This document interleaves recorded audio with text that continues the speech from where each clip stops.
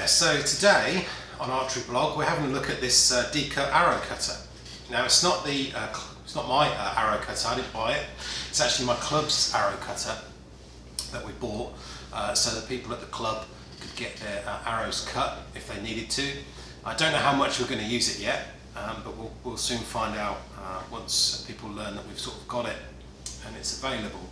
I haven't got any arrows to cut today myself, so I shan't be showing you me cutting any arrows with it, but it is an unboxing, so we're going to have a look at it, see what you get, put it together if it needs any putting together, and then just laying a sort of a demo or dummy arrow on it and seeing how you adjust for the right length in order to get your cuts right. Okay, so let's go. Okay, so let's open it up. See what we got.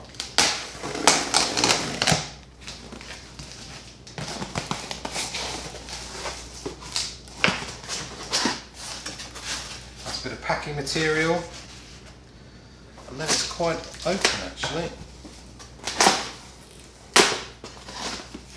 Got a box of tricks we've got to have a look at,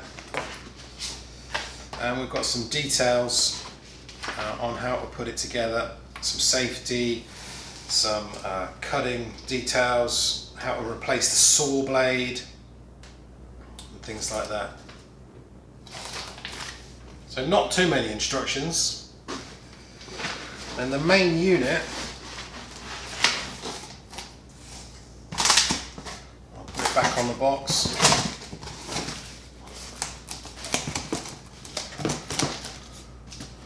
Is in one piece luckily. So I imagine everything else we need should be in here, such as this one comes with the foot pedal and the mains lead, probably the adapter,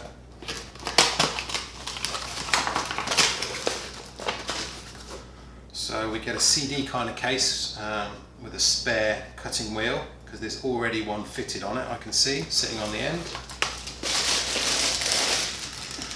And then if we move that out of the way,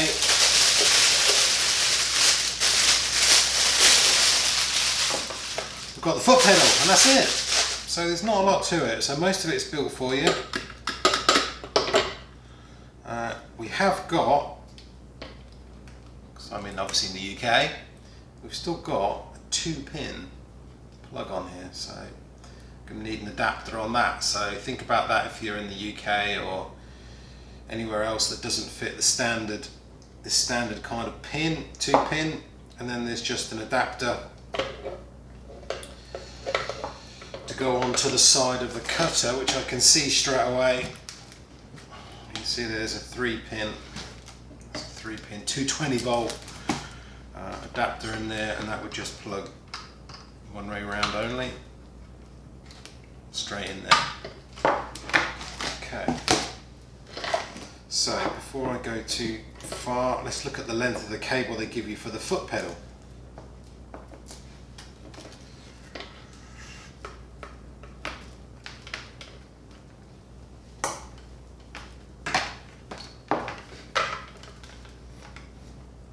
Right, so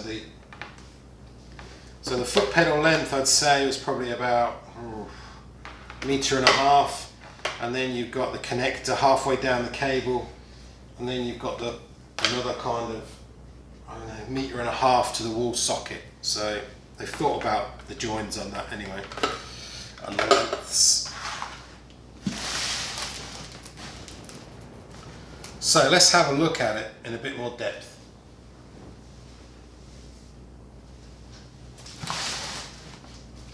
So what we've got here, by the looks of it, obviously we've got the arrow cutter tool at the end here. Got the motor on here, got your power, and then on the end here we've got an arrow saying how long your arrows are going to be. Now on the bottom we've got 21 to 35 inches on the bottom, and we've got 7 to 21 inches on the top. So there's an arrow pointing down at this end, and there's an arrow pointing up at this end. So we can go all the way down to 7 inches and all the way back out to 35 inches. Which I think if you go from that distance, it seems like you've got to move the bolt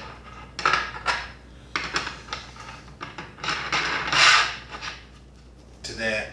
So you've got 2 holes for the bolt to move across, or screw, depending on how far you're going to come out. See, you tighten that up. Doesn't work, so you're going to need to move that. For most arrow lengths, you're going to want to move that. We've got a dial here, we can move the... This is for micro adjustment by the looks of it, so we've got our kind of main adjustment here, whereas if I was cutting mine to 29 inches, I can more or less just get that right on there and dial it in. But then if I wanted something a bit more exact, or if I was trying to match another arrow, then I can move this dial here, and I can get some micro adjustment on it as well. Possibly the same at that end as well. Yeah, this is really doing the distance between the actual blade at this end. So I've got my Easton measuring arrow length indicator here as a demo. So there doesn't seem to be any perfect way of putting your knock on the end here. So if I pretend we're going to go a bit shorter, say we're going to go 22 inches, I don't know why we'd do that, but anyway, see, it looks like you can either cut it with the knock or without, but as the knock has got different sizes, diameter to it at one end and the other, I would probably cut these before installing the knock. So the knocks are probably going to have to come out if you're going to want to cut on here, because there is no adapters or anything like that.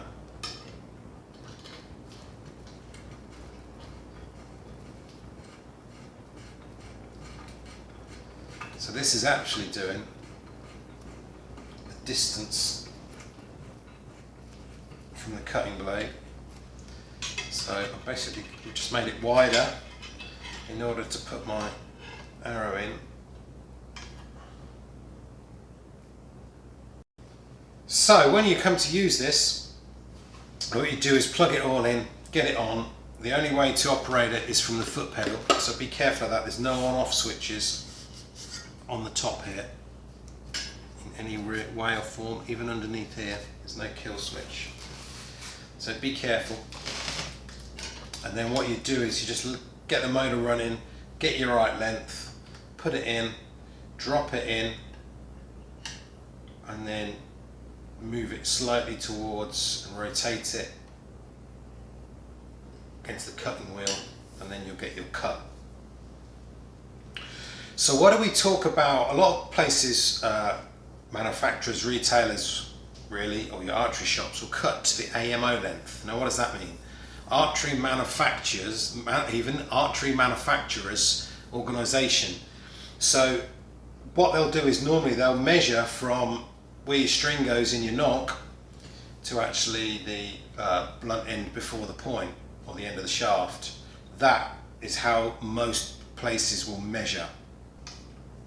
That's something to think about. So to sum up, what do I sort of think about the Decut arrow cutter? Well, it seems to be really well made to start with. The price point is pretty good as well. I mean, it's about £120 in the UK, which should make it about sort of around $100 in the US. And I know the people who have used it and cut arrows with it did say it was a good investment. I suppose though that depends on how many arrows you're going to cut with it. But again, try and get your club to buy one. And if your club doesn't want to buy one, then how about getting together with a few other archers and splitting the cost, because obviously you're not going to use it all the time probably. So if you sort of passed it round and shared it round when you did need to use it and kind of just split the cost, that could probably work out.